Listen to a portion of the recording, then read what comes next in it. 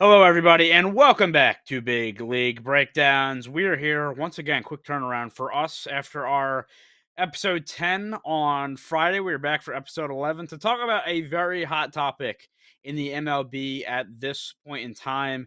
It is the Tommy John surgery epidemic that is happening right now in the MLB. There's been a lot of talk about it from baseball fans. The MLBPA has come out, and we are going to add our 2 cents to this topic because, it is blown up to start this season in Mhm. 2024. My name is Tyler. Joining me tonight again, John, Will, and Bobby behind the scenes. Um, Boys, this has been again, this is really blown up, Mhm. and it's kind of actually crazy. I mean, like, not only is it blown up, there's a lot of big names that have gone down, and it is scary. I mean, Will, like, we've seen Shane Bieber go down, we've seen Yuri Mhm. Perez, one of the young stars in baseball. Like, what is happening? Supposedly, it's the pitch clock. That's what everyone keeps talking about nowadays. Tommy John surgeries, the pitch clock came out, and at least became a thing in the majors last year, and that's the reason. I mean, I am not a fan of the pitch clock. I do have some concerns about whether or not I think it is leading to more injuries because you are requiring pitchers to basically work again high reps in a shortened period of time where if you were working out that's really bad and can cause a lot of stress on your body and in various parts and more likely to lead to injury, but that could be any type of injury. When it comes to Tommy John surgeries though, months ago if you asked me, I would have been a full supporter of Tommy John surgeries are worse now because of the pitch clock. But after doing some research, I no longer think that, and I think that it really is not having that much of an impact, at least based on what the data says right now in baseball. But granted, at least in the majors, we've only had 1 year. And the MLBPA had come out and said, basically the MLB, look, we think this is happening. Our players are going down like crazy, dropping like flies, and we gotta do something because it seems like it's been an abnormal amount of injuries to start the season. But again, looking at some data, and we will get into just momentarily, there's definitely some things. And John, look, this is a topic with a lot of layers, and there's not an easy answer. There's not an easy fix or solution. But just in general, what do you make of this kind of whole topic before we really get into the nitty gritty?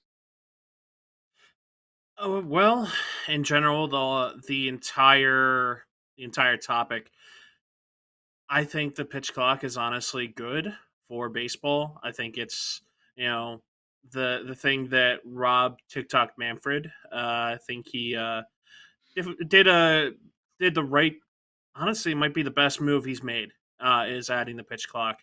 Um, I think it's been good for the game, keeping the pace of play moving in terms of uh, keeping things going and really keeping the interest of fans really coming back, because that was a complaint for a lot of people. And unfortunately, while I could sit through 4 hours of baseball, the average fan cannot. Um, so I think that the pitch clock is a good thing. I think that there's more to this than just simply black and white. This is the reason why, the pitch clock is the reason why. I am in agreement with Will here. I don't think that it is the pitch clock. I think that it's other factors based on the data and based on the numbers here. And I think that in some ways we're trying to find a scapegoat in this, and I don't think that it's going that if you got rid of the pitch clock, it would solve all your issues. Look, I mean, the pitch clock has been a big change, right, with the MLB. The amount of games that are like almost done in 2 hours now is kind of actually like insane, and in that sense, Mhm. maybe entertaining for more of the casual fan. And again, there's been a lot of discussion about this topic pre all these injuries, but now a real source of tension because again, not only are you having so many Tommy John injuries in general, like it's taking out the best players in the game, and I know that really shouldn't matter, but again, for the Guardian, Shane Bieber going down, I mean that's huge. Spencer Strider, we don't know about him yet. We're still waiting on that. But you're looking at one of the best pitchers in the game, a Cy Young candidate. If he goes down with that, I mean that is a big, big blow. Well, let's get into this. Will, I will start with you on this one. I think the knee jerk reaction for a lot of people is, wow, there's a unprecedented amount of Tommy John surgeries that are happening right now. And while there are in a very short amount of time, I think people are like, it's got to be this change. But I feel like kind of the research we did and the data that you have would say otherwise. Right. Going into this, my goal was to look at the Tommy John surgeries year to year and figure out if there was a noticeable jump last year, and especially in AA and AAA in 2015 when they had the pitch clock introduced in 2015, if there were jumps in Tommy John surgeries. Thankfully for me, in doing my research, I quickly came across a spreadsheet from at MLB Player Analysts, which gave literally every possible player in every organization from major leagues, AAA, single A, high A, rookie league, and even drafted players from college and high school levels. And I condensed it into a chart that was a little easier to read because there were 2,424 names on that list. And I condensed it by basically the last 24, 25 years and how many players were down from each level. In 2012, you'll see for the first time the Tommy John surgeries across all organizational levels combined was over 100 at 116. Since then, there have only been 2 times where that number has been below 100. 2020, somewhat understandable. That was the COVID season, so not as many players pitched. And 2023 last year, which was a big shocker for me at first because, again, recently on the side of, well, I thought the pitch clock affected this, that number didn't make a lot of sense to me. However, another number that did stand out was when you look at just the major league total for Tommy John surgeries in 2023, it was actually tied for the second highest ever with 31. 2021 has the highest with 35. The pitch clock was introduced in 2015. So, with that noticeable jump in 2023, I was curious, all right, there is a jump there, not a huge jump from 2022 and 28, but maybe this is a sign of, maybe more injuries are going to be precedent now that the pitch clock is introduced. And in 2015, in AA and AAA, the pitch clock became an everyday thing. And across all levels in 2015, majors and minors and draftees, it was the highest total Tommy John surgeries that year at 171. If you look at AA and AAA that year, though, they went down from 33 total players getting the surgery in 2014 to only 19. The level that had the significant increase were the single A levels and rookie levels, going from 45 to 77. Not quite doubling, but it made me wonder if potentially double A players could have been sent down to single A if they were struggling, maybe having an injury and then put on the list, or maybe you had some major league players, or in this case, really minor leaguers rehabbing at single A and then getting the surgery, and so they're credited as that level. But would there have been enough of a difference to really boost those AA and AAA numbers to make them higher than 2014? That I'm not sure about. You also notice from 2011 to 2021 that when it comes to Tommy John surgeries, the majority of Tommy John surgeries happen at the lower levels, meaning I'm thinking single A, rookie league, and recent draftees compared to the majors. It wasn't until after 2021 it shifted to the majors, which then brought my focus as to whether this was a youth question. But the biggest thing that I really wanted to know was consistency when it comes to these Tommy John injuries. You can kind of see a flux of injuries, and the minor leagues shift a little bit from being minor league, or at least bottom level minor league heavy, to major league level heavy. And since 2011, is it possible that these injuries are now more common in the majors? And that just did not seem to be consistent. You had 95 total surgeries between 2000 and 2005, 95 surgeries again between 2006 2010.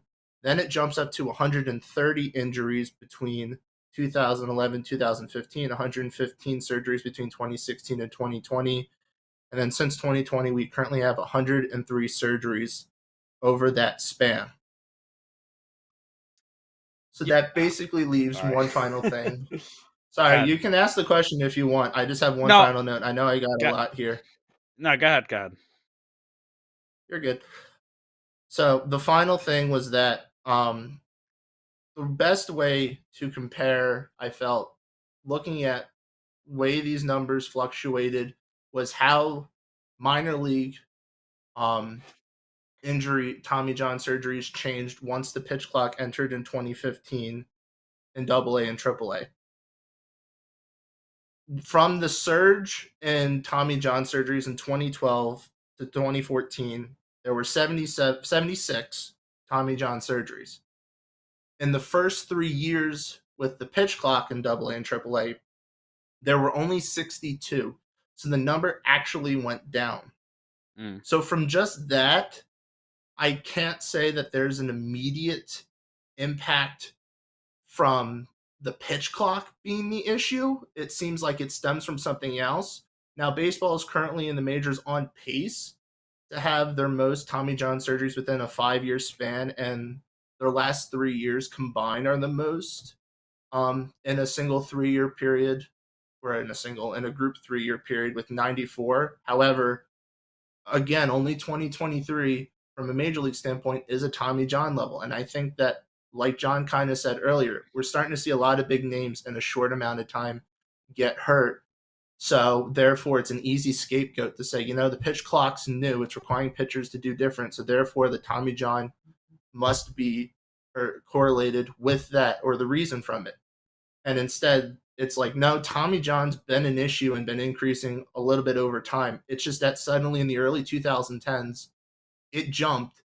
And really in the mid 2010s, that's when it's peaked. So Mm. why is that?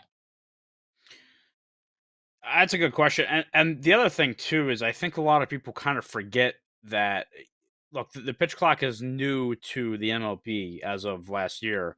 But as you said, it's been around, it's been an experiment for a while. So I don't think they're taking into consideration that for those lower levels, your double A's, your single A's, rookie ball, stuff like that, where you are seeing injuries and with this, but does it necessarily correlate? Maybe not. John, lot of info with that, obviously.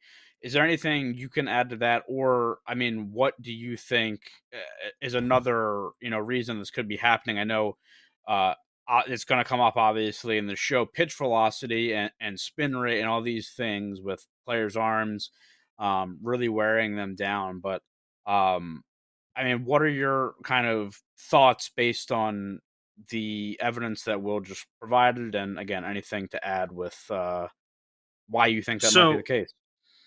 So, in addition to what Will provided, I actually went through the same list and looked at it across baseball uh, in comparison to 2021, 2022 versus 2023 and 2024 up until April the 8th of um, of those respective years, because, or as close as possible to those respective years, because that's currently where we sit, is April the 8th, 2024.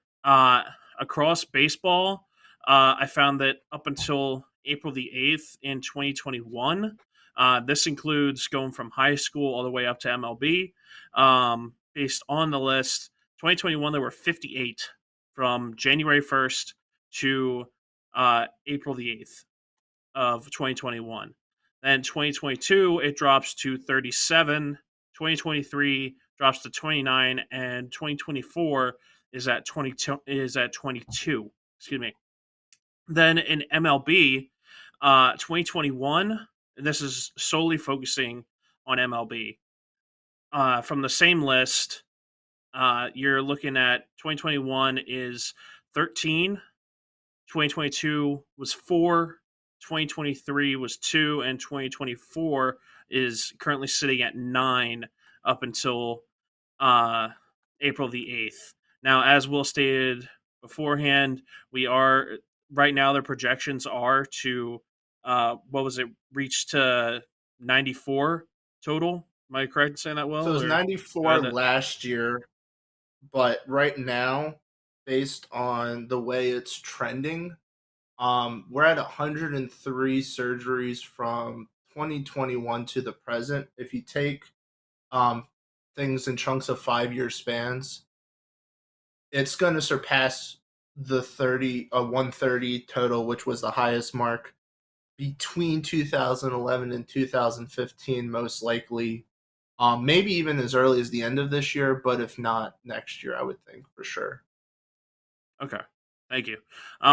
In terms of the overall, between the 2 years of having the pitch clock and 2 years of not having the pitch clock, we're looking at numbers of 11 and 17 in Major League Baseball in terms of totals between the two. 11 with the pitch clock and 17 without the pitch clock. I honestly, what this comes down to is not in-game rest versus not in-game rest. I think that pitchers are getting that in between innings. Uh, the biggest thing, and as you mentioned right before throwing it to me, Tyler, it was simply I think that it's simply it comes down to the spin rate and velocity that these pitchers are able to put onto the ball nowadays that are really they are really putting a strain on this muscle. And before Tommy John surgery, uh, before it was known as Tommy John surgery, before it was, I guess you could say, invented, it was just seen as dead arm, and a pitcher could that was the end of a pitcher's career. Now this is given new life, and there was a period, and there is even still a period where uh, parents are saying, "Let's just go ahead and you know cut the ligament now." It is bound to happen anyway in terms of my son or my daughter uh, needing Tommy John surgery.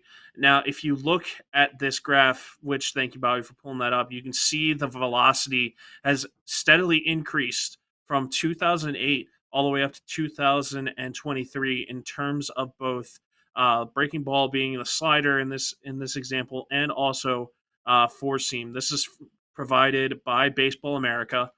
Um, it jumps up. I believe that is 3 miles per hour. Uh, sorry, font's kind A of little small. less, yeah. Little less than Yeah, 3, yeah. yeah, a little less than 3 on both sides, and that is an enormous amount. And that is the average fastball is sitting at 94.2 miles per hour as of 2023. Now that is significantly faster. Um, it comes down to it's almost like where baseball itself is getting away from accuracy and uh more focused on can I throw as hard as I can. And this has been a debate for years at this point. I'm not bringing something up that hasn't been talked about to no end, but when you look at the increase in velocity like that over what is the math, a 15-year span, Yeah. it's that's pretty incredible in terms of the average fastball here. Yeah, well, look, I mean, it's been a big thing, right? Like, in the past, I would say 10 to 15 years, if you're going to scout a kid in high school, right? Like, are you going to be really interested in a guy who throws 94, 95, just straight heat, or a guy that's maybe 88, 89, but has really good control. Like, unfortunately, I don't want to say stigma, but the thing is, like, they see the arm talent, they say, okay, look, this guy can throw really hard. He's got that gift. This is the quote unquote better prospect. Like, in baseball culture, it has been, associated pitcher wise that the harder you throw, the better you can be. And because of that, I mean, starting at very young ages, that's what kids are trying to do. They're trying to kids and going up. Everybody, every pitcher in the game is trying to find a way to throw the ball harder, and we've seen that. I mean, the biggest thing with that is looking at Shane Bieber, right? Like, I think I don't have the exact stat, but I want to say his fastball had went up like 2 miles, I think his velocity went up like 2 miles per hour in the past year and a half, and now he's on, getting Tommy John surgery. Like, maybe that's not a completely direct comparison, but just there, I think that, you know, that's definitely a thing. And I was also looking too, I don't have the exact quote, but Dr. Keith, I think it's let's see. Dr. Keith Meister, he's like the guy that does all the Tommy John surgeries. He was saying that he is seeing more Tommy John surgeries now in young kids, like, that are, you know, even like lower than high school, getting Tommy John surgery than he ever has, and it's like surpassing sometimes a lot of what he's getting like MLB players and stuff too, which is crazy because again, these kids are doing so much to throw as hard as they possibly can.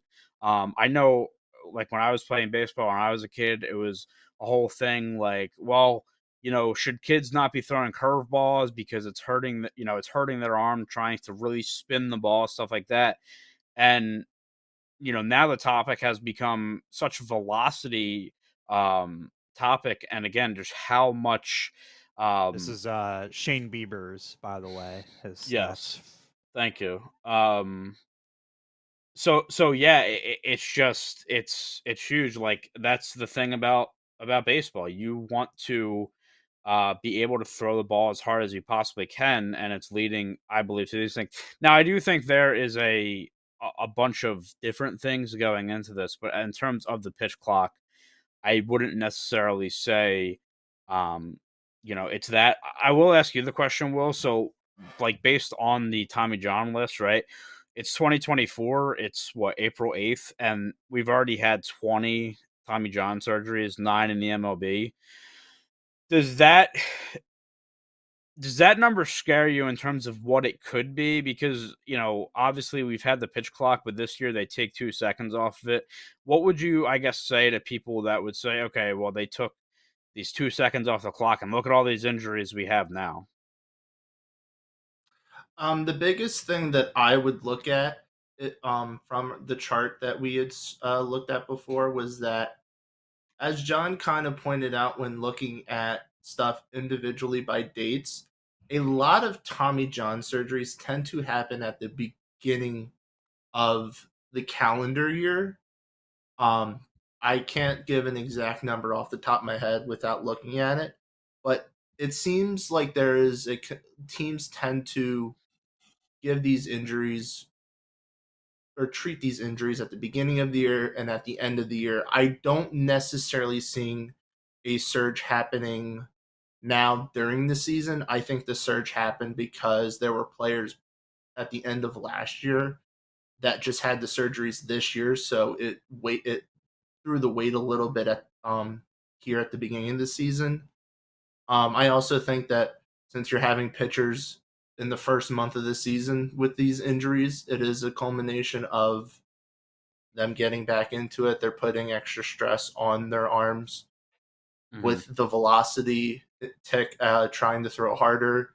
As you can see with the graph in front of you, this compares the velocity for pitchers at the beginning of the season versus the end of the season. And there were two noticeable years to me, and that was 2022 and 2015. Those are the two times that the velocity at the beginning of the season at least significantly to me, because I can see it a little bit at 2012 too. But the velocity at the beginning of the season was actually faster than at the end of the season. And 2015, as I said before, was the year with the most Tommy John surgeries across all levels. So that shows to me initially that pitchers are maybe there could be either trying to really get it up there at the beginning of the season, or they're just fatiguing by the end of the season because they're trying to push the velocity early and they cannot sustain it by the time September rolls around. I don't think. I mean, we also have like data about innings pitched and all these types of things, like how it's obviously gone down over the number of years because of injury, fatigue, whatnot. But I mean, there are pitchers that are throwing 110% every pitch, and um, you would imagine at some point it's gonna kind of where I'm gonna pose the question to you, John, and then I'll go back over to you, Will. So the one thing that I had kind of pre-research I had thought about was one of the reasons, and the data doesn't necessarily back it up, but I will say I think it could be like an underlying thing was the banning of substance on baseballs and gripping the ball, because pitchers have been complaining about how hard it is to grip the ball, how like chalky it is. They have to grip the ball harder, which is putting more pressure on their elbow. I think it was last year, Tyler Glasnow like went off on the MLB, or I think it was actually the COVID year, maybe. He like went off on the MLB about this. John, to you, do you think that plays a part in this equation?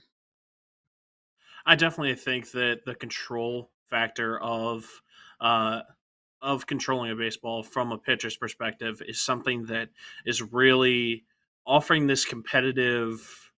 It's really a competitive disadvantage in terms of for the pitcher, where the only way they can get it past an Aaron Judge, Giancarlo Stanton, a Juan Soto, Three a Manny Yankees. Machado. All right, sorry, those were just big guys that came to mind. Um, to get past these major league hitters that are, that they can catch up to a fastball pretty easily, and the only way to really get it past them is to throw it harder, throw it faster, and that's what we're looking at in terms of um, in terms of this. And in order to get the proper spin that you need for uh, a proper slider, changeup, curveball, whatever, an off-speed pitch, you have to grip the ball to an extent where you are using your fingers, or with a little help from rosin and sweat, because that was the whole thing.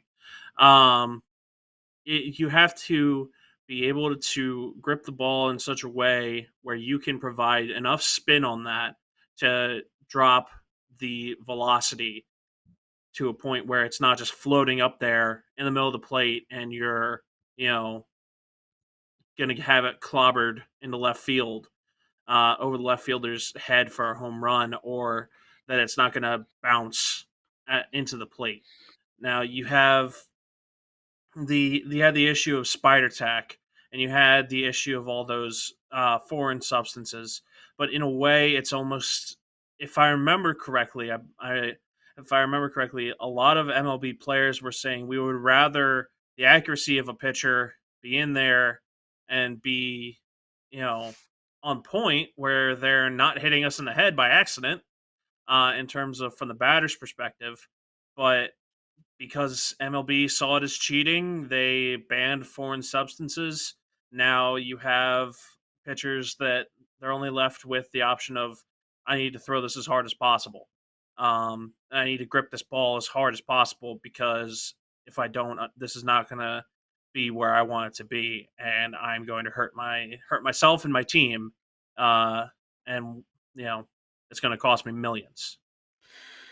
Based on where the kind of Tommy John surgeries lie, and based on like when the ban on foreign substance happened, it doesn't align like that well in favor of okay, this is what foreign substances are the reason. But Will, in your opinion, do you think that the I don't even want to say using substances, but just the ball being as slick as players have said it's been, pitchers have said it's been, is playing a role in these injuries? I don't know if I can say specifically the slickness of the ball, but I can see a potential connection between spider tack slash whatever you want to call the sticky substance. And I'm going to say sabermetrics.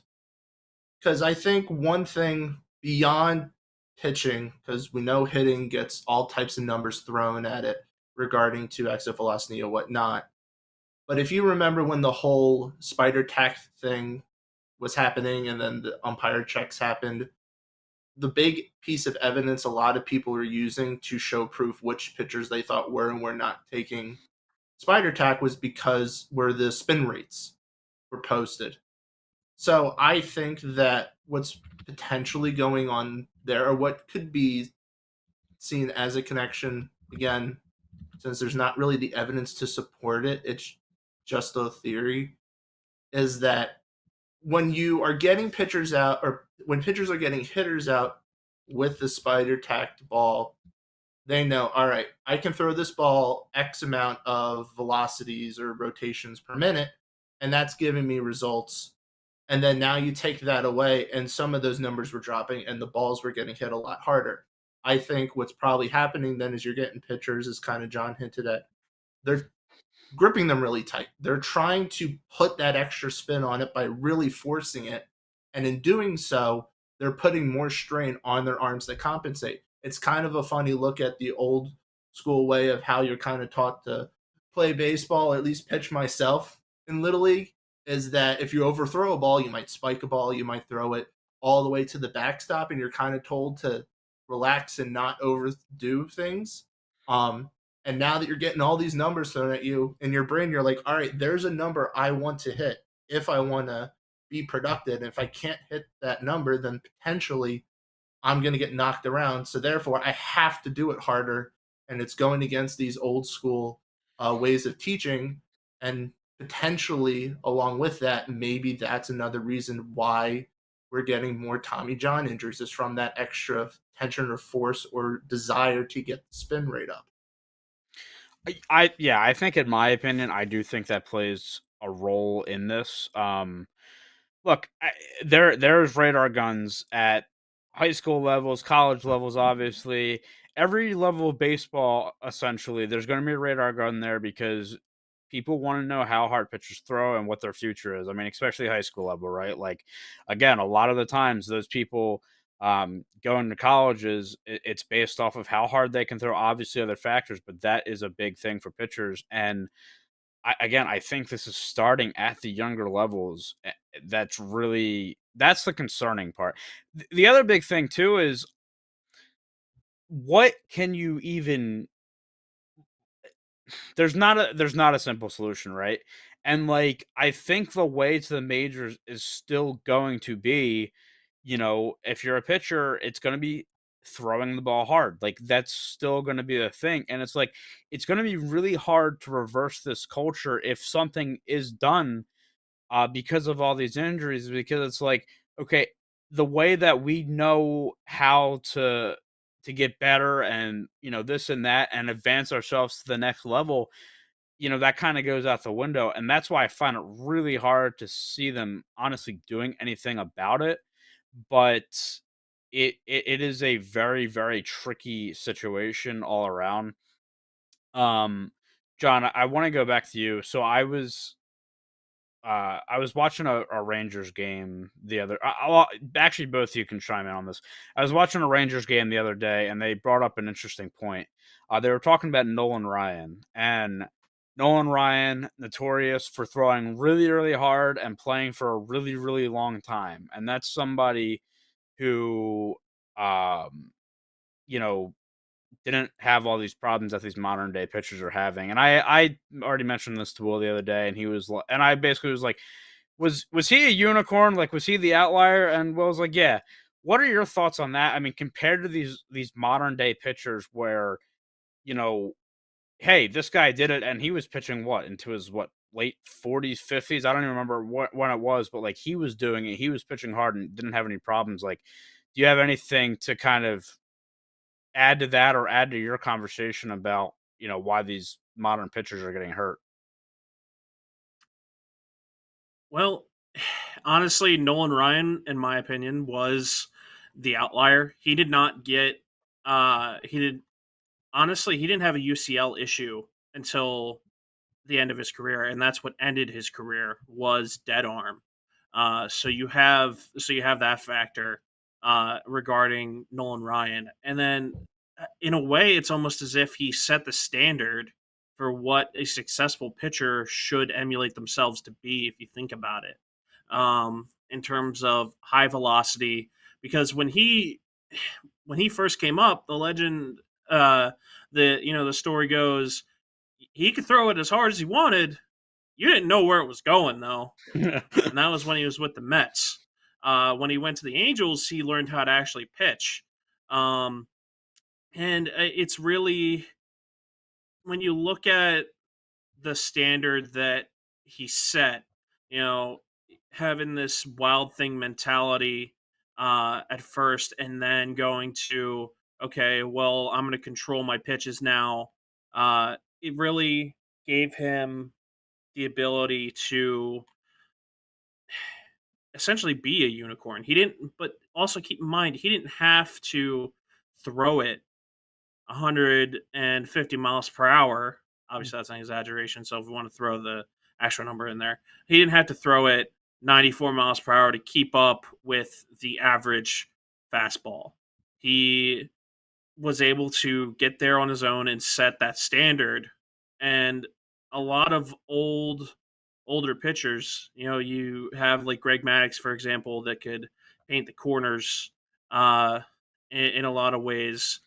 Uh, uh, that really they knew how to pitch, and that's how these successful pitchers really, I want to say, fought the steroid era of baseball. Yeah. And I think that could have also contributed to this, where, okay, how do we get past these players that are on steroids like Mark McGuire, Sammy Sosa, that if I screw up here, or if they see this pitch coming and they could time this fastball at 91, you know, they're going to send it into the bleachers or out of the stadium completely.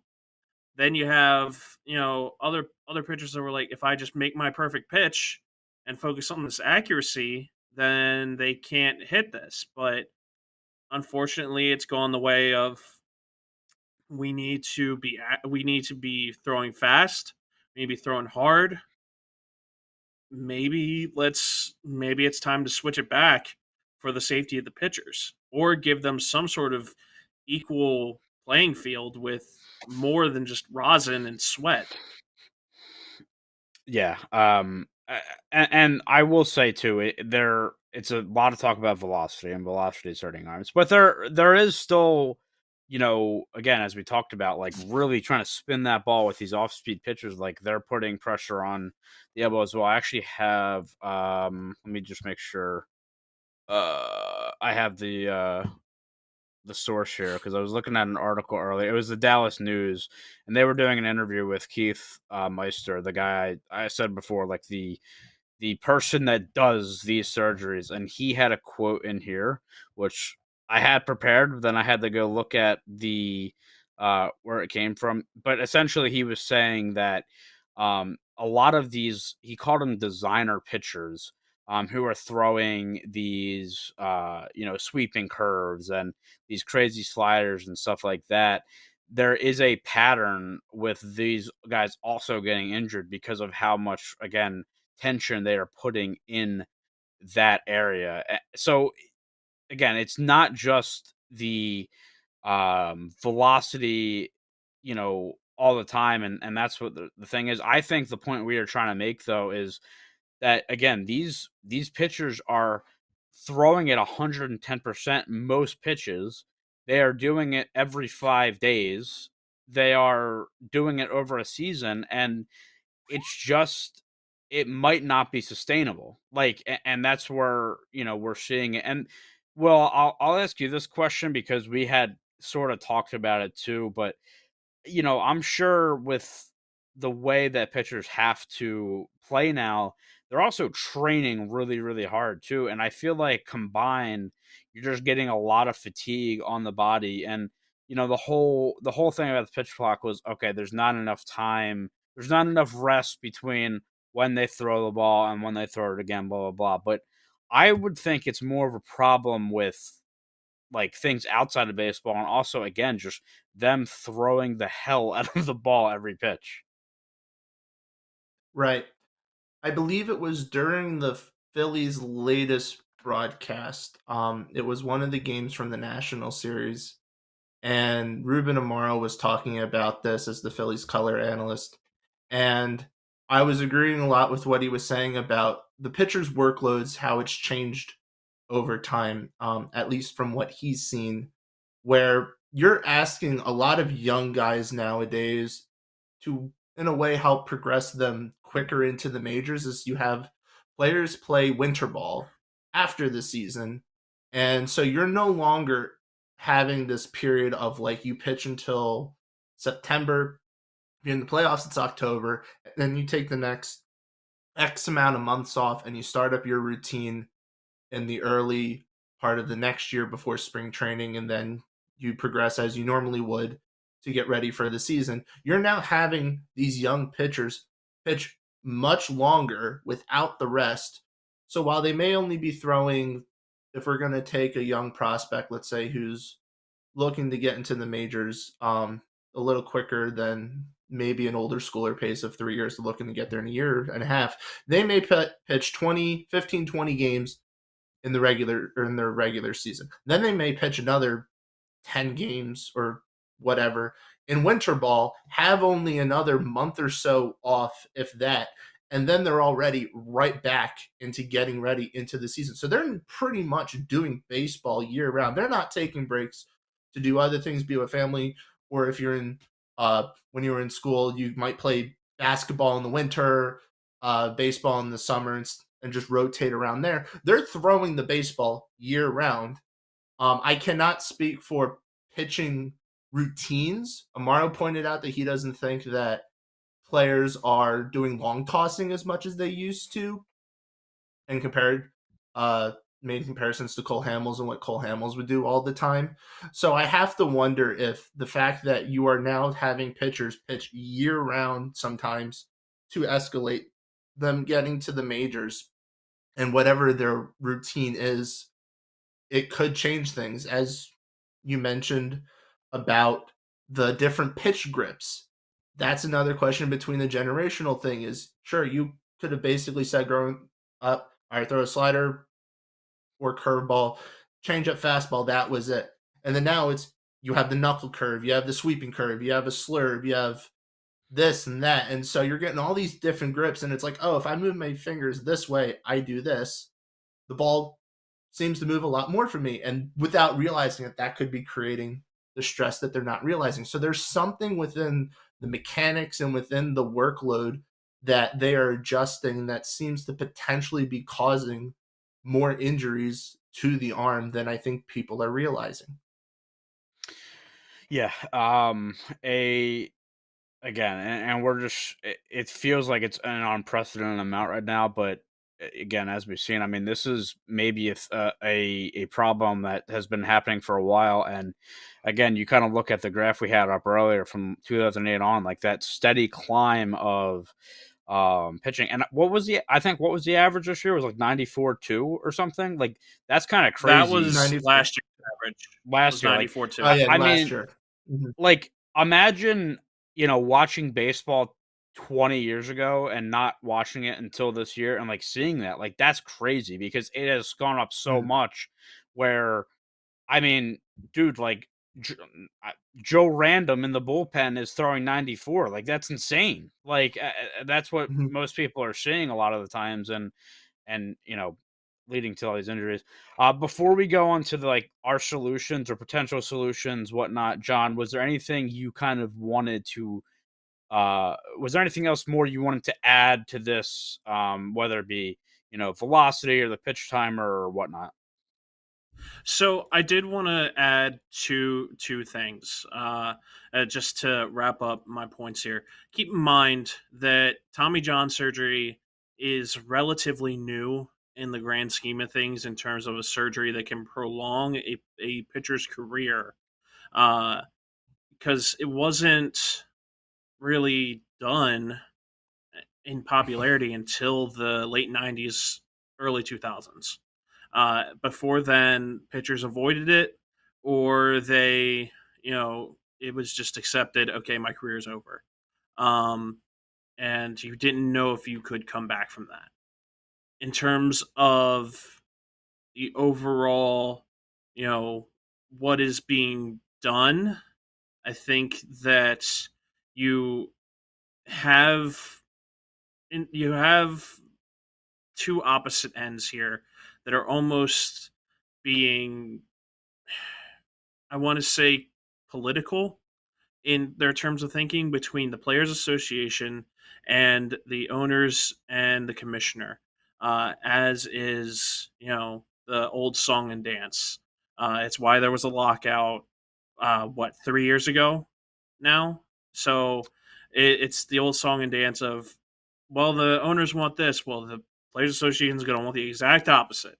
So I think that's where it comes down to is, uh, where this opinion really is. It's not based on medical fact or based on numbers. It's based on how do we improve business. Oh, well, you don't care about us. You're only worried about the dollar. And then you have the owner saying, well, you just want to come up with excuses, so we have to pay you more. And that's what it comes down to. I mean, look, the MLBPA has every right to come out and say, now they don't have the evidence, I'm assuming, and this is what the MLB said, to back up the argument of a pitch clock, but their players are dropping. Like, something needs to be Mhm. found out, and this can't continue. Like, for Shane Bieber, and I know I keep bringing him up, but this is, like, not being dramatic. This is a life changing injury because this is a guy who started off really well. We know he's really good, but he's in a contract year. So, he started the season crazy. It was only 2 starts, but, like, he was pitching really well, and we know how good he can be. You're looking at, okay, if he pitches like that or even closer for the remainder of the year, he's looking at a big, big contract next year. Now, could that still happen? Possibly, but now you're looking at a guy who, and I don't know how old he is. I want to say he's like around 30 or something. But now you're looking at a guy who's coming off of Tommy John surgery, who, you don't know how he's going to react after that. He's starting to get up there in age, and like, what are the chances that his contract looks like a lot less lucrative than it could have been? Well, yeah, he has to go prove it deal now, Yeah, essentially. and look, again, you can say that for anybody. I'm just bringing up Bieber because, again, contract year, and I was thinking he would be, if the Guardians were out of the conversation, he would be like the number one trade piece for a lot of Oh, MLB 100%. teams looking for it. So yeah, so I think it's a big thing. Will, I'll go to you again. Do you have anything to add before we kind of get onto our solutions and you know closing thoughts? The last final number I'll throw out there as something jarring that I kind of came across when looking at pitching velocity and Tommy John injuries is when looking at the graph before about where Tommy John surgeries, at least compared to starters and relievers, um, sorry, not pertaining to Tommy John surgeries, pertaining to velocity, around 2012 to 2016, it started to be a more consistent but steep increase for that 5 year span. As you can see now on the screen, it's a bit jagged from 2008 to 2012, where it increases a little bit, but then kind of holds off. And again, I'm just referring to the blue line. But what it made me look into was I wanted to look at, okay, what were the Tommy John surgeries in that 5 year span from 2012 to 2016 compared to the years prior. And in 2012 to 2016, Tommy John surgeries went up 98%. It went up from 360 in the previous 5 years to 714 from 2012 to 2016. So if you want to look at any point as what's the real, what caused or what is the main source potentially to all of a sudden this surge, I would look in that span as, okay, what happened around this time period that helped lead to these Tommy John surgery surge. Yeah, you had said that before the podcast, like as one of your numbers. I was like, that's actually insane. The jump up to that point. All right, Well, you could see it in this graph. It literally reflects that the yeah, velocity went up, and then they had issues, and then it goes down a little bit in terms of plateau, And in the terms of Tommy Johns overall actually went down velocity. over that 2-year span. Yeah, no, that 2-year Yeah. span where it went down, like you said, it went down about 8%. Not a big increase, and it was still much more than 2008. But yeah, there was a little bit of, it slowed down. So did the Tommy John surgeries, and then they picked back up, and so did more Tommy John surgeries. yeah. Again, and a knee jerk reaction, I think, as John said, like, using the pitch timer as a scapegoat. But if you really look into things over the past 10, 15, 20 years, you're going to find that, the data doesn't, necessarily support your claim of that. Now, could it have a small impact? I'm not, going to say no to that. Like, pitchers are having to throw the ball quicker, blah, blah, blah. But I don't think you can say for sure that this is the main thing that is the problem. Like the MLBPA has come out and said, this is the problem. We need to fix this. So we'll talk about some solutions now. And this is a very hard thing to really find a solution for. Limiting injuries. Not a doctor. Yeah, also not a doctor. In a sport where Not a doctor either. Bobby, are you a doctor? Oh, he's definitely not a doctor. He's absolutely not a doctor. Last I checked, no. He's I'll doctor have to go through producer my man. certifications. Okay, so none of us are doctors. This is simply our opinion. Yeah. Look, at a sport where you want it to be at its highest talent too, and entertainment wise and all that, it is tough. But what I'll do is, I have my, I have one solution or one thing to, help the MLB that I think definitely has to, be considered. I'll get you guys' opinions on it. I'll let you guys have the floor. And then I have two kind of wild solutions that I want your opinions on. So my big solution, as just this has to happen regardless, I think, is I think the MLB needs to look at having a pre-tacked ball, similar to what the KBO has, because they took out the foreign substances, which is fine. I mean, there is cases where you're giving players an advantage, and I understand that, and I know batters should come out and said, no, we want that. We would like to get hit in the head less. But at least with the pre-tack ball, you have it across the sport.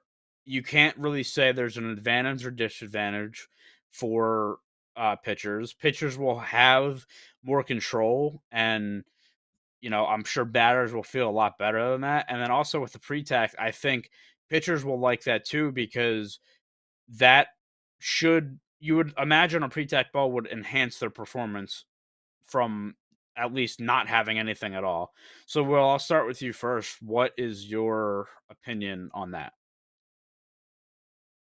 I am perfectly fine with having an agreed upon pre-tacked ball.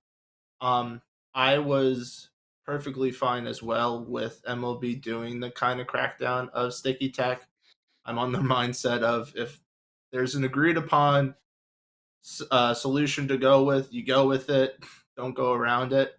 However, if you come up with a new solution and everyone agrees to it, I'm fine with it. I don't see any issue with that whatsoever. So if the players, hitters along with pitchers, are saying, hey, give them a little bit more stick so that we don't get hit, and that does help with the control, great for them. And if what we said before is potentially true, in that there is a connection between pitchers trying to force more spin rate into a ball that they may not need to require as much force with a pre-tacked ball, and it cuts back on injuries, then I'm even more for that. Yeah, and again, the reason I bring this up is there maybe isn't a direct correlation now, but I think overall, in general, this should be a thing anyway. That they have a pre-tack ball for the league. I think ultimately would probably make everybody happier.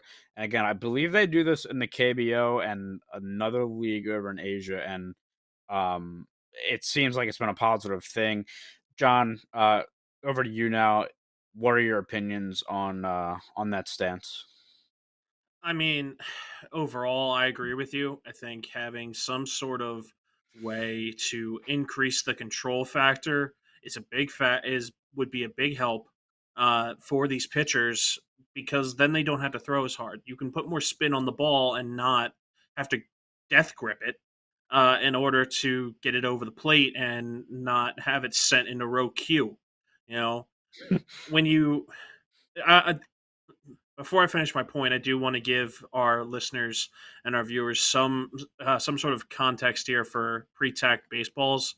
A pre-tack baseball, according to if you look it up on Google, is a pre-tacked baseball with a substance made by the materials science company Dow, formerly known as Dow Chemical. So this is something that the KBL uses, as you stated.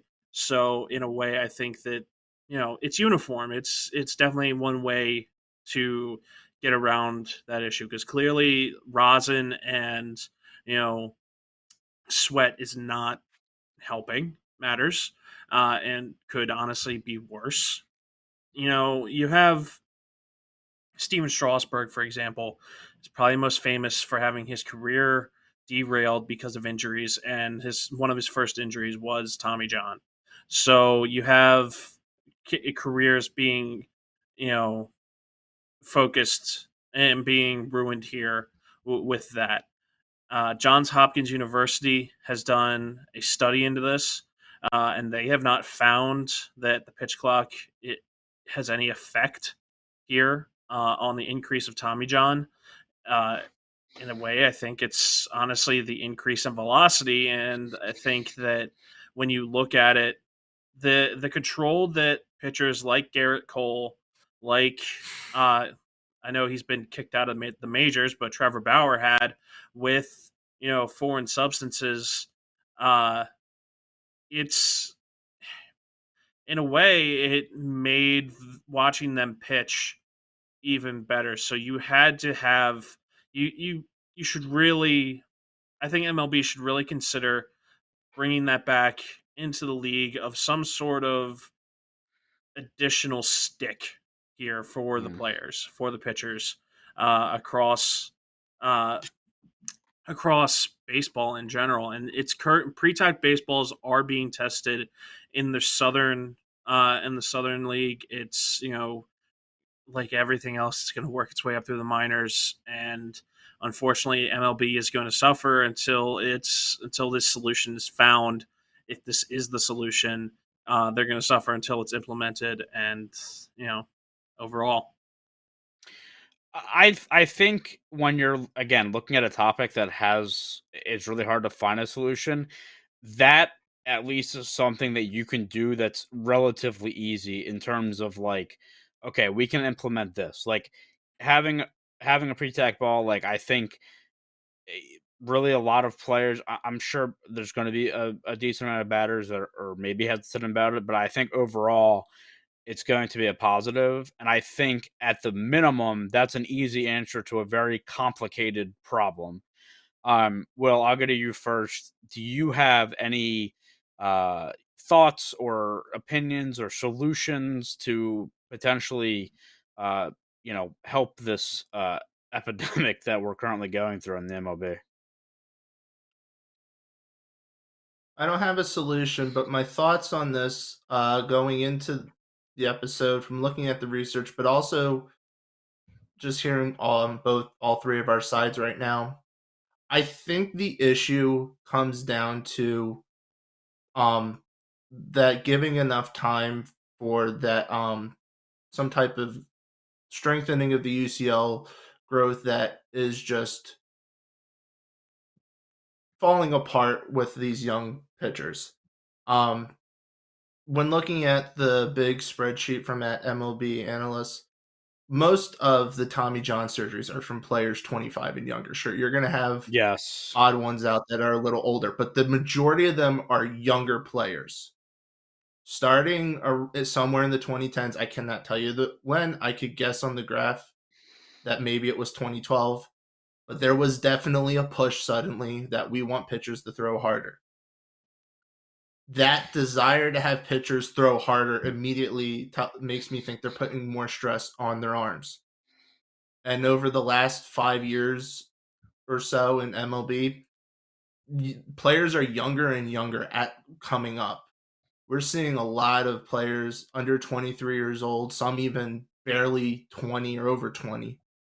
So they're not even of drinking age and they're playing professional baseball, going all out for 162 games this season and pitchers every fifth day.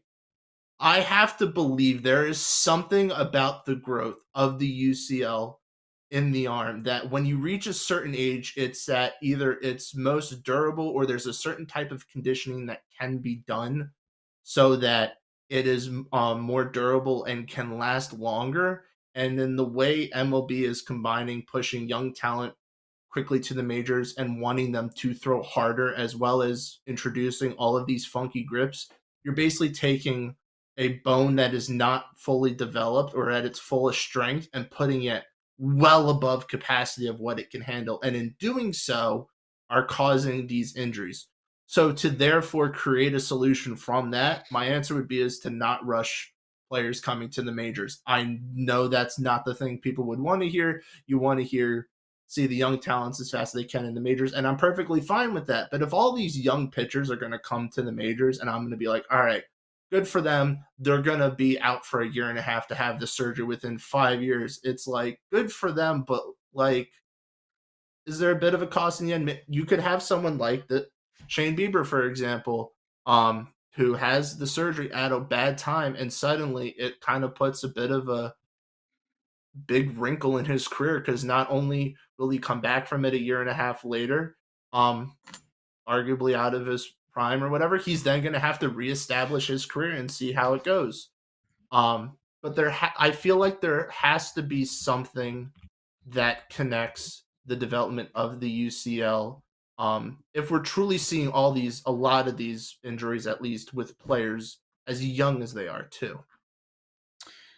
Yeah, well, I'm glad you brought that up because I actually forgot to bring that up. Because looking at this list, you're really only finding pitchers over the age of 30 on this list every once in a while. Like it is a lot of players in there. I would say between 21 and 26 mainly is what I'm seeing on this list. A lot of 25s and stuff. So obviously there are 30s, don't get me wrong, but a lot of it is younger pitchers. By the way, Shane Bieber, I just looked it up, only 28. But the time he turns 29 in May, so the time he gets back, he's going to be probably 30 the next time he pitches, right? In the league, if you expect him to be out for a year and change. So again, big for him. Yeah. What's good for him is that 30 is him entering his prime as a pitcher. Yeah, and look, I thought he was like, for some reason, I thought he was 30 now, so I was like, okay, if he's 32, like that's a lot tougher. But I can't find like the article to really prove it. But you're gonna have to trust me on this.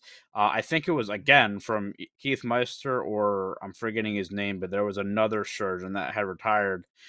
Um, who had done it for a while, but they were saying that the UCL doesn't fully develop until the age of 26. Maybe that's why we're seeing a lot of these injuries under 26, but just something else to kind of consider. And again, well, I'm happy you brought that up because a lot of this list is younger guys. So you're having guys who are throwing so hard at a younger age already having issues Again, Yuri Perez just went down. He's 21. Very, very tough. John, do you have any kind of solutions or opinions on this topic? Well, I am currently looking up for that. Um, I was not able to do a quick Google search. Anyway, but if that is true that it's not fully developed until the age of 26, most major leaguers are starting their careers, at 23, 24, uh, before they are no longer considered like desirable prospects, let's say. So if that's the case, then clearly there's something there that maybe maybe there needs to be an age limit or an age restriction here. Maybe that's the answer. I don't know. We don't know. We're not experts here. But if you look at just the overall, when it comes down to the health of these pitchers, they need some sort of help in the sense of they need some sort of help in terms of helping them have that competitive advantage that they need in order to keep up with hitters that can catch up to their fastball if it's on the low side, or they need help gripping the ball so that they can have an effective spin rate on their breaking pitches. And whether that's pre-tacked balls, whatever it is, we don't know. But whatever that solution is, I think that MLB needs to come to some sort of consensus here. Otherwise, the Players Association is going to be continue to be upset because players are getting cost millions of dollars, such in the case of Shane Bieber, where this couldn't have happened at a worse time for him. Or they're going to have pitchers that are, having to have their careers ended because of knee and Tommy John surgery, and in the case of Nolan Ryan, they get dead arm. You you have you have to look at it from more than just offering up the scapegoat of it's the pitch clock's fault. And like I said previously, I think this is just simply a political answer from the Players Association solely because the ownership and Rob Manfred put it into place, and they don't like the changes that are made based on ownership's perspectives. I will say that the two players that are on the committee, the competition committee, did vote against the decrease of 2 seconds for the pitch clock. That doesn't shock me in that sense. And,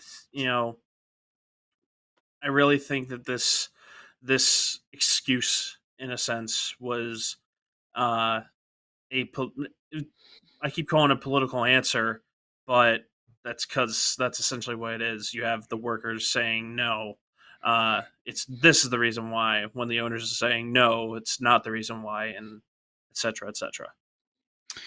Yeah. Again, a lot of back and forth because there's a lot of layers to this. All right. So now I'm gonna give you guys. I actually have two very out there. Definitely, probably won't happen, but we'll see. Theories, and then I do have maybe even a further one. But let's get to the first one, because again, this is so complicated. So the first thing I was thinking about is, uh, and this maybe should be implemented anyway, but why not the MLB give more spots on a starting roster to pitchers? Like instead of having your five starters and what usually 7 or 8 relievers, adding 3 or 4 more spots where maybe you can go with 7 starters or 6 starters a week and have more of those bullpen arms, and that you can have that thought alone or in conjunction with that, and this is where I don't think they'd ever do it, if they implemented some kind of essentially pitch limit, which like we we did in like little league baseball, where hey, a guy can't go over this amount of pitches in this many days because his arm is going to be much more vulnerable to get hurt. I think you'd need data, obviously, to back that up to, say, okay, a guy should be on a pitch limit. But again, out there thought. Will, what is your opinion on that? If you have one without tearing me to shreds.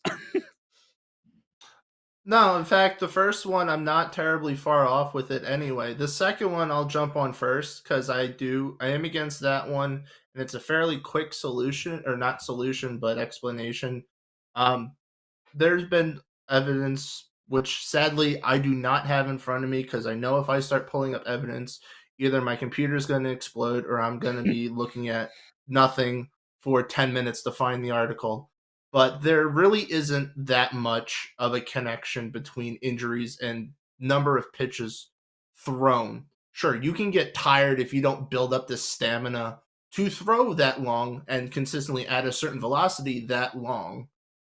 It's more on just the types of pitches you're throwing or how the mechanics are that are causing the injuries than the exact number of pitches. So I would not do the little league move of throwing up if you pitch X number of pitches, you can't pitch for X number of days. But going back to your first thing with expanding rosters, I've thought about that in general personally as someone who is strongly against the extra innings rule and having position players pitch at all unless it's like 18 inning game. Like, all right, if we're into a second game and you run out of bullpen arms, go to the position players. So if MLB is, or if teams really want to throw position players out there and basically say we quit because we want to save our pitchers, or you need to have extra guys so that you can play extra innings without this stupid phantom runner on second, I am for expanding rosters to 28, even 30 guys and saying, you know what, you get then 14, 15, or if you want to go one over, say like 16 pitchers. If that means that teams feel like people will be healthier, you can play a more baseball under the more basic guidelines or the traditional guidelines. And again, with that, having more arms, you might save pitchers, at least some arms, if they're not needing to throw as often, potentially on the side, or having to work on that one pitch so they stay in the majors.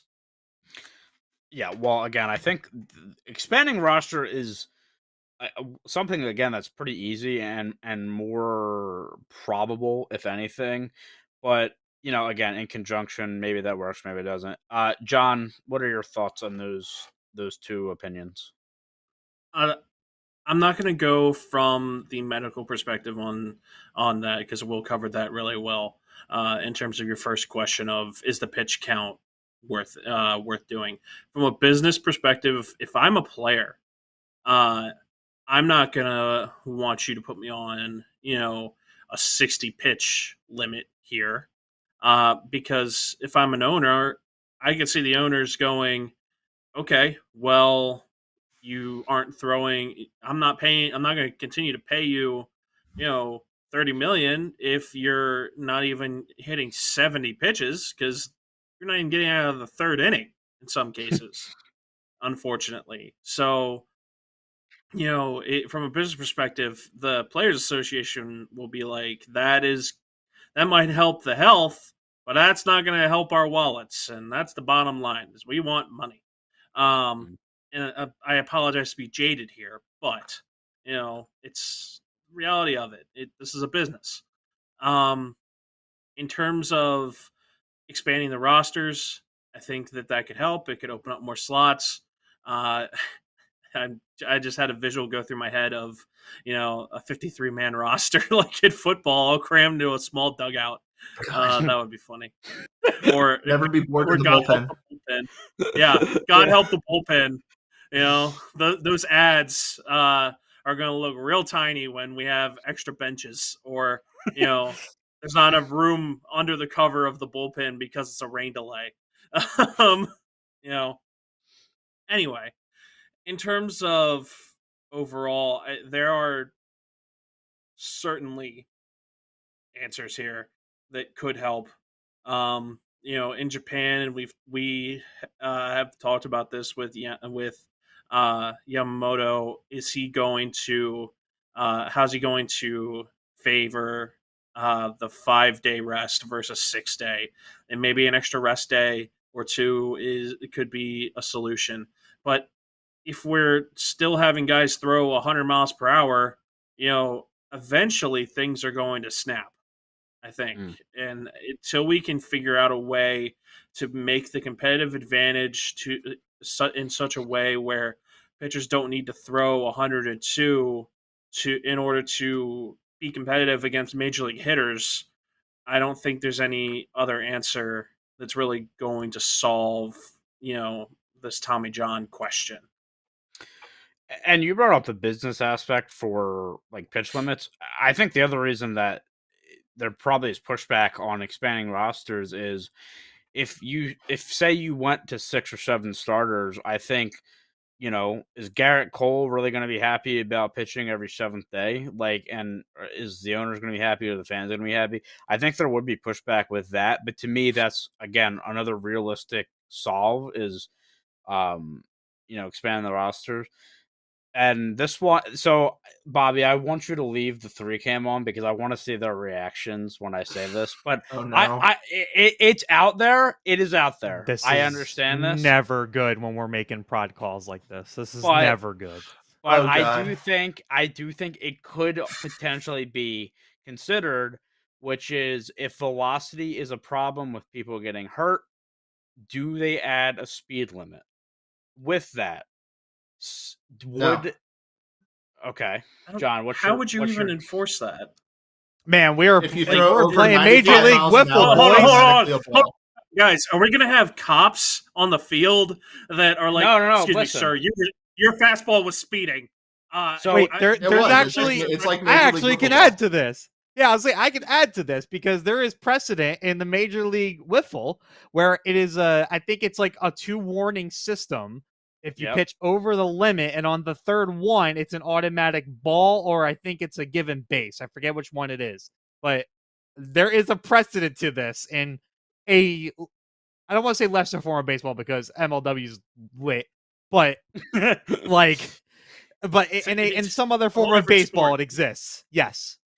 That's so It- listen, they set you say, hey, you can't throw, and I would say, I don't know, put it between 93 and 95 miles per hour. You can't throw over this. If you throw over it, it's a ball. If you throw over it again, it's a ball, whatever, something like that.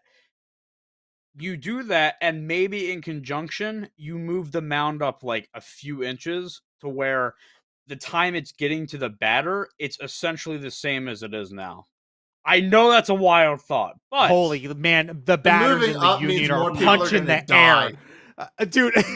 but I'm God. saying if Imagine they that. if they Tatis like- is already 6'7", want to make him 7'5".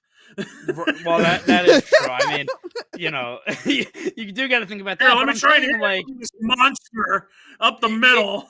if you add a limit and move it up, and if I'm sure there's a math equation out there that I'm not going to try to solve because I can't. But if you do it where the ball is essentially getting to the batter at the same time, and you add a limit, I mean, hey, I don't know. I mean, I know it's out there, but Will, let me hear your thoughts. This one is a terrible idea. You should not penalize someone who can throw hard.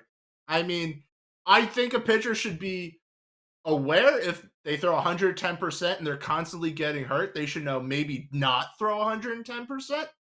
But if you get that pitcher like a Nolan Ryan, like a Randy Johnson, who can throw 98, 97, 99 and not get hurt, let them. They found the cheat code that no one else can figure out. I mean, I guess, but Certain- we got to limit certain injuries. aspects- Will, we got to do something. John, what do Okay, you to think? be You gotta fair to teach those them. You pitchers, gotta teach them. in certain aspects, I'm sure they can't even help it in terms of like Nolan Ryan, Randy Johnson, and Randy Johnson exploded a bird with his fastball. Okay, that bird it went. Okay, it does not exist. There was no body found. There was just a pile of feathers from that bird. Okay, the man could not help it. His fastball was just fast. I will also say, in a serious answer though, you're getting rid of the pitcher's competitive, like his ability to be competitive here.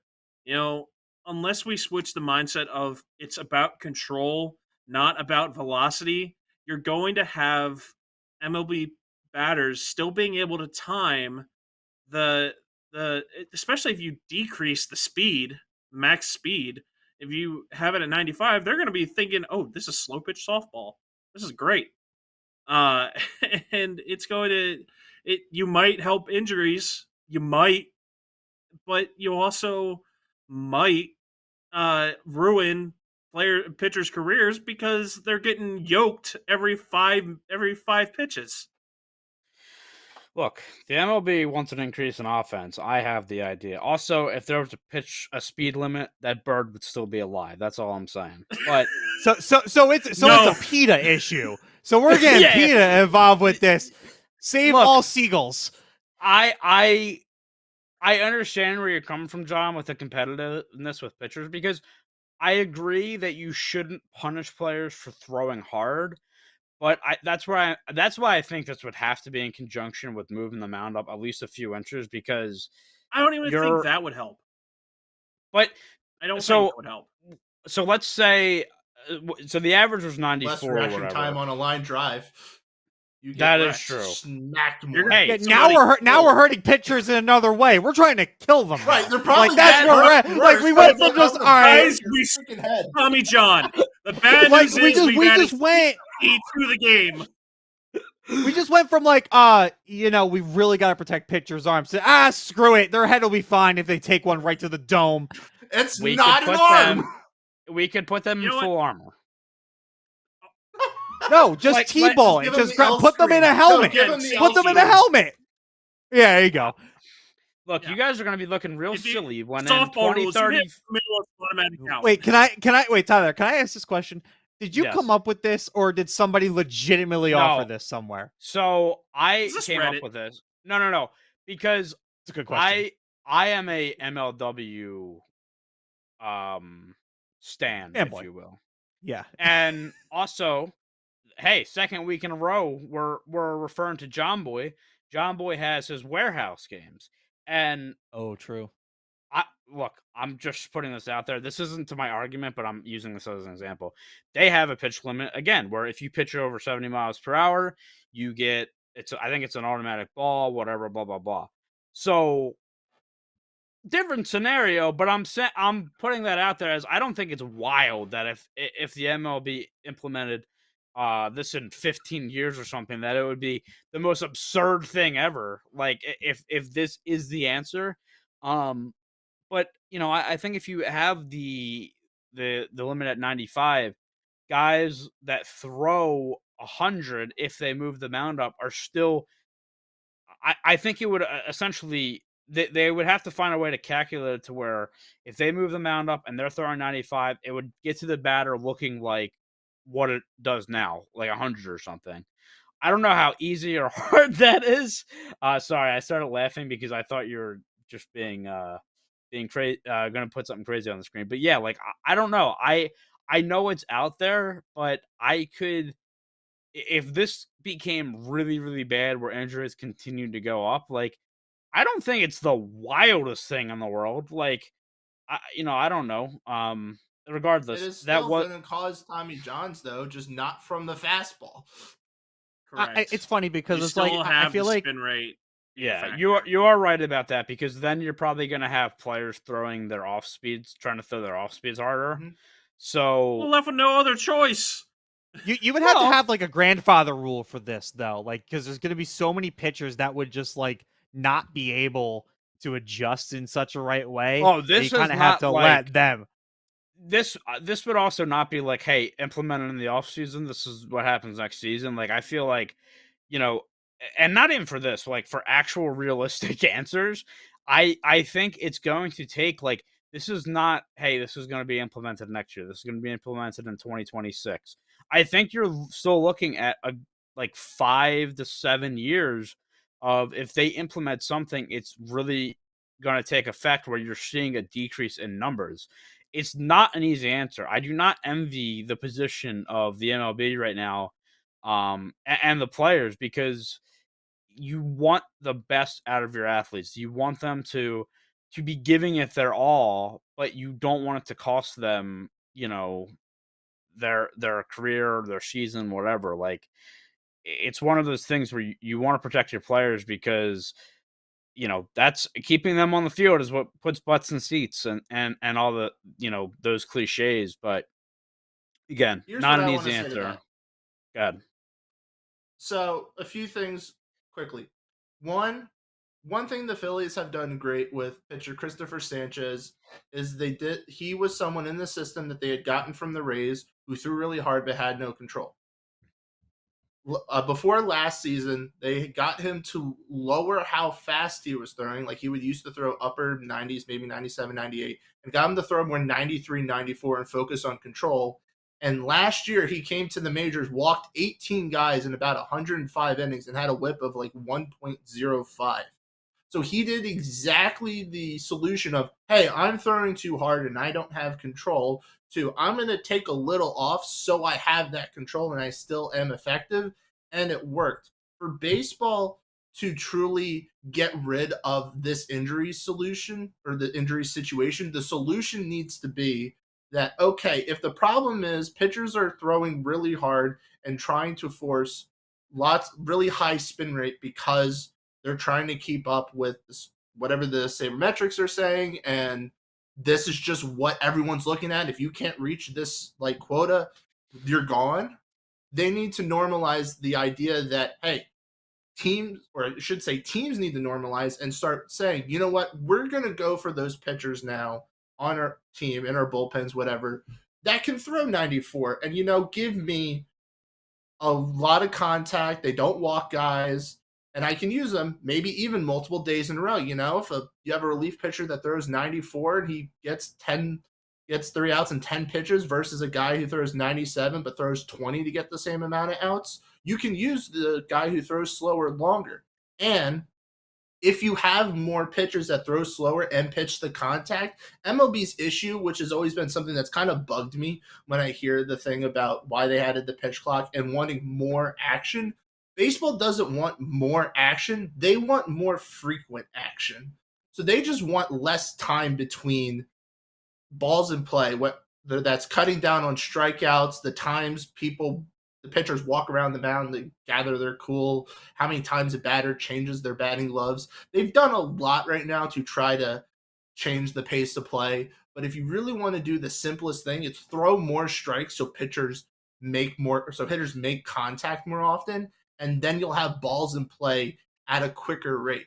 So that's what baseball needs to do, is just change the stigma of, hey, we're taking guys right now because that throw power, because we want 97 mile per hour guys that can throw, regardless of whether or not they have control or not, and they give up as many walks as they do strikeouts. They need to push for, we want the guy that is able to say, you know what, at 110%, I can't be effective, but if I drop it to 85%, my top fastball, and I can have the ability with my pitches to get guys out, that's the answer.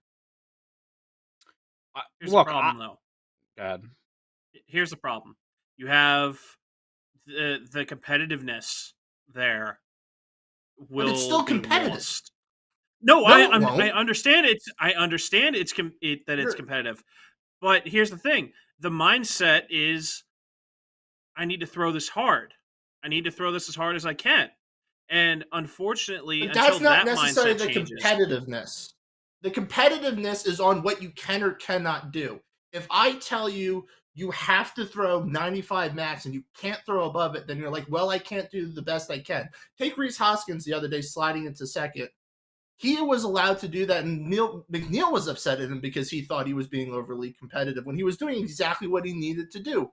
You could argue that people, when you had different changes to, like, oh, you can't collide with the catcher, or you have to have a relief pitcher pitch to 3 batters, or there's a ghost runner on second, that took away from the competitiveness, because now you're forcing people to do things that basically they don't have the control to do. When you're saying a pitcher who throws 100, hey, I need you to throw 96 because I need you to be effective, that's not taking away the competitiveness. That's changing the strategy based on the parameters that are already given. You change the parameters and now you need to change your whole game, then you're taking away from the competitiveness, because then you're basically saying, hey, we're putting a ceiling on what you can or cannot do. And before, it's not a, hey, there's a ceiling on what you can or cannot do. There's just, hey, you can do this, and here's the upsides and the downsides. But if you do this, here's how those change, which makes you the better competitor. You're right in that sense. However, you get away from the how do I put this? You get away from the current mindset, and that is harder Good. to do. That I don't disagree. I don't disagree that it is good. I think that it is good. However, that's an entire mindset change that a lot of people are not going to get on board with, and that you get away from, you take away the advantage that these pitchers do have, which is I can throw this faster than he can swing in that sense. So that's going to be their mindset. If you take this away from me, I'm going to be less effective, and you're going to have people that are stubborn and don't want to change. But if you give them an advantage of, okay, or if you give them not an advantage, but if you give them the ability of control with their, with I don't need to grip this baseball like it's a rock, and I can actually move it, like I want it to do without trying to, essentially put a dent in the baseball, then I can be effective here. I don't need to throw as hard because my off-speed stuff is just as good as my fastball. I might be in the minority here, but I still think a pitcher like Greg Maddux would be like good in this era. That control artist, like that control artist type of pitcher. I still think that is, we talk about like the fastball, this and that, and these guys throwing hard. I think it's like a little bit of a lost art, a guy like Maddux, but I still think But that not everybody is Greg Maddux. Oh, And I these understand rules that. need to apply to the majority, not the minority, and that's the problem. I understand that. I'm just saying. All right, that's my problem right now is the rules part of it. What's the rules you're referring to when you say that? When I say the rules of it, it's more so of the mindset of, all right, okay, but that's this is not what we a need to look rule, for. which is the thing. Okay, But that's not the thing. it's not a rule. It's not but a that's rule. like the scouting rule of thumb is I need to look That's for what they look velocity, for, but not it's still- for control. Right, but Yeah. that's where it's throwing me right now. Is you're saying taking out and rule to things that aren't rules or taking out, which is throwing it off a little bit. I feel like I think we're on the same page, but saying the taking out and rule to me only refers to if we're going in favor of what Tyler's saying with the implementation of the would we say the what status Tyler's saying is quo? just idiotic. Right, the Yes, status quo status- right now is to do this. However, that needs to change. The status quo changed to counteract the steroid era by saying, hey, the best way to beat the steroid hitters is to throw harder. And then the solution was to beat fire with fire. And now the answer is to continue adding fuel to the flame. And what you need to do is have a pitcher that's like, here's a bucket of water. Stop. That is unbelievable. The unfortunate reality is that scouts are not looking for a bucket of water. They're looking but we're talking for the about gasoline. solutions, not about what's realistic. Yeah, well, but that's what we're saying. I'm though, sorry. I'm trying to have a discussion here. All right, That's what I want that's a what we damn said, unicorn to come down to sprinkle magic fairy dust, and all of a sudden everyone's a Nolan Ryan, and steroids are now You had legal, him. and everyone You becomes had a him. Barry You had Bonds Nolan versus Ryan. Nolan Ryan matchup. And look at what happened. He played for shitty teams. Look, I'm just saying, like, I understand that this is how it's been. I just think, as we talked about before, a guy that throws 95 and is wild shouldn't be a more talented prospect than somebody that throws 89 and is painting the corners. Like, that's I agree with that. That's dumb. Yeah, I agree with that. I agree with Like, that 100%. listen. However, the the status quo is is to help push that. Yeah, right. Yes. That's what I'm saying, John. Like, I'm agreeing with you. That's how it is, and I want that to change. And I know that's what you're saying, that's status quo, but that needs to change. I don't Like, think to that me, it will change. I think we're evolves missing into- the we're missing the easiest solution here for sure, and it's that every single pitch in the MLB should be done by a celebrity, like first pitch, ceremonial first pitch style. Then at that point, you get so much offense. Like, you know how many balls are going to be in the outfield Yeah, from we that? could Like, also- we could imagine also use imagine the fucking screen pitching time. machine Walk too. Are Oh my gonna be God. done. Yeah, Like, well, I mean, hey, Schwarber here's will be another the best leadoff hitter in all of baseball history. You know dude, what, Schwarber's batting a 750 crazy at the end of idea. that season. Bobby? I think this is on par with yours. Crazy idea. Let's just get rid of the fucking pitcher and put a pitching machine out there. And nobody will get hurt. Everybody will have healthy UCLs. Well, Everybody. hold on. Hey, I Hold nearly on. got So hit in the head with a freaking pitching machine. It still happens. listen, you still have a pitcher, but the pitcher is a fielder, not an actual pitcher. The pitcher stands behind the Oh, machine. so coach pitch. Coach. Yes. Oh my goodness. Exactly. need- we need that why is that not the 80-year-old solution? Hold on, we need 80-year-old Casey Stengel out there because it's a pitch for the Mets. Here's the thing. I Honorary I'd be better than pitcher most is of their no kid who bullpen. throughout the game puts a ball in. wanna be mad at him and say how ridiculous he is, but then he said the Pirates would go 162-0 and they're leading the league right now. So like, Listen, I don't know. I don't You can't know. be mad. You can't be mad. everybody can't. underestimates the He might producer be until he onto speaks. something. He might be onto something, as wild as it is. As you can see, this is a very highly debated topic, and this is why this is not an easy one for the MLB and the MLBPA to solve. But with that, we will wrap it up. A very Hey, good Charlie discussion. Manuel to come out and throw pitches. Listen, Hey. as long as we all agree Tyler's wrong in everything he says about this, we're in agreement. Right, Will? John, I want Moving to the say, mound up. Everything. Here. I prefaced with saying this is a wild idea. I warned you. I literally said I want your reactions on screen. That's how wild I knew it was. This is the There's football difference between equivalent of wild like, and oh, stupid. what if we went Right. back to leather helmets? Like, that Right, is the hey. equivalent. Yeah, there was a conversation about that in time. Regardless, let's wrap it up here. I have an NCAA national championship game to watch. Let's wrap it up here. Thank you guys for watching. This has been episode 11 of BLB. You can find us on Twitter at BL_breakdowns. And again, find us here on Twitch and YouTube, wherever you may be, at Big League Breakdowns.